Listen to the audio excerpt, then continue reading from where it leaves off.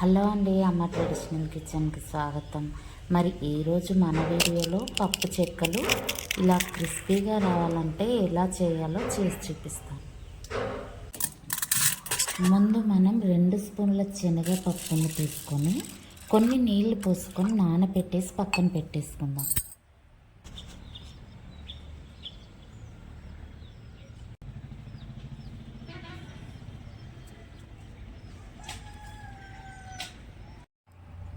ఇప్పుడు ఒక గిన్నెలో 1/2 కేజీ వరకు బియ్యం పిండిని తీసుకుందాం.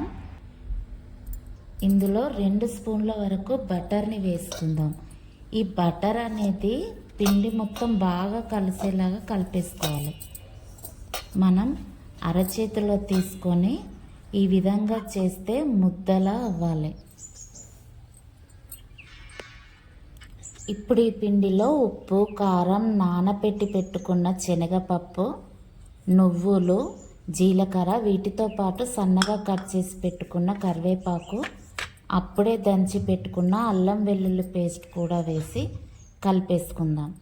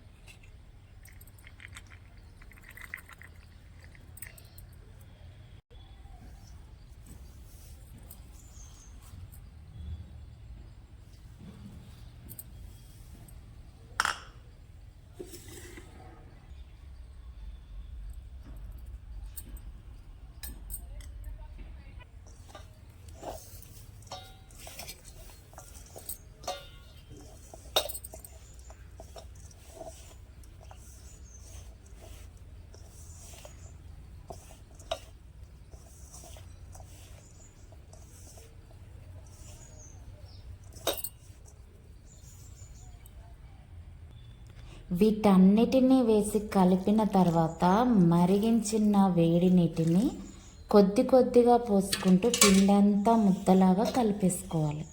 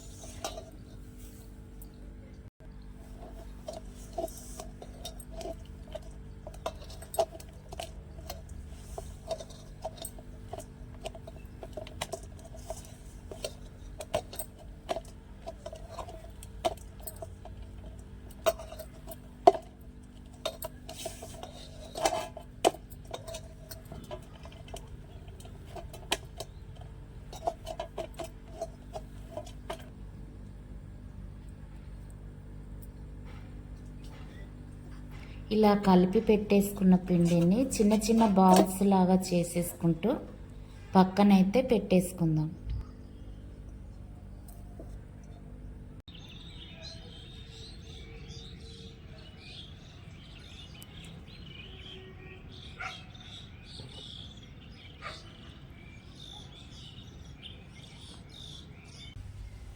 ఒక కడాయిలో నూనె వేసుకొని వేడి చేసుకుందాం. ఈ నూనె వేడెక్కేలోపు మనం ఇలాంటి పూరీ మేకర్ని తీసుకొని ఈ పప్పు చెక్కలన్నీ ప్రెస్ చేసుకోవాలి. దానికోసం ఇలాంటి ఒక పల్చటి కవర్ని కట్ చేసుకొని నూనెని అద్దుకుంటూ ఒక్కొక్కటిగా ఒత్తుకోవాలి. ఒకవేళ కవర్ మనకి మందంగా ఉంటే చెక్కలు అనేటివి కూడా మందంగా వస్తాయి, కాబట్టి పలుచటి కవర్ని మాత్రమే తీసుకోవాలి.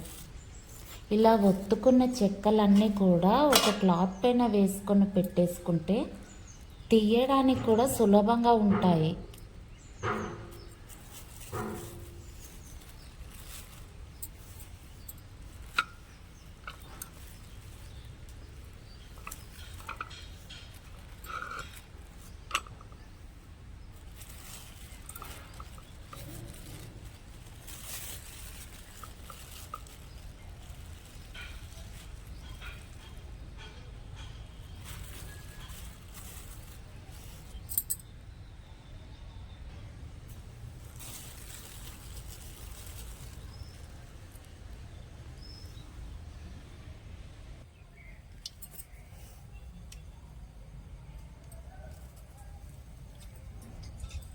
ఇప్పుడు వీటన్నిటిని ఒక్కొక్కటిగా ఇలా వేడి వేడి నూనెలో వేయించుకొని తీసేసుకోవాలి.